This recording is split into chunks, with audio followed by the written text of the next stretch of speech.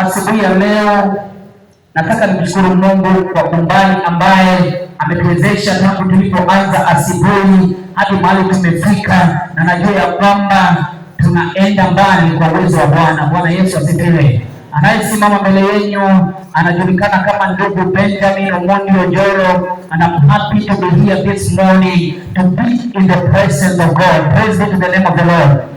In my heart I know that the joy of the Lord is my strength this morning. Bwana Yesu asifiwe. Nataka ukae mahali yako ukiamini ya kwamba ni Mungu amekuleta na kusudi na sababu. Bwana Yesu asifiwe. Asubuhi tumekuwa mahali hapa, tumekuwa na vipindi vya nguvu sana. Tulianza with prayers, with intercession, tukakuja Bible study. Sasa hizi tumekuwa katika kipindi kizuri ambaye kimepita, ni kipindi cha praise and worship. Hapa mbele tutakuwa na nafasi ya ushuhuda na mengine, kisha tutaingia katika mahubiri yetu ya siku ya leo. And I'm very happy because we do have our pastor in the house. Pastor Wycliffe Musa Misoga, fanya tu namna hii.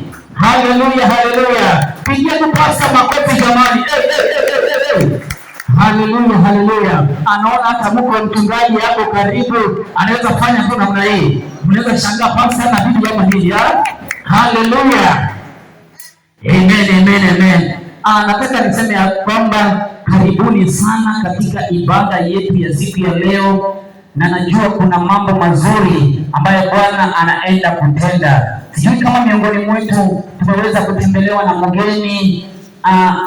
Wewe ni mgeni, pengine ni mara yako ya kwanza kukanyaga mahali hapa, ama uliwahi kuja ukesha na kujitambulisha, ama ndio umefika hapa kwa mara ya kwanza, fanya tu namna hii na itakuwa ya baraka katika jina la Yesu. Pigia Bwana makofi kwa sababu ya mgeni jamani.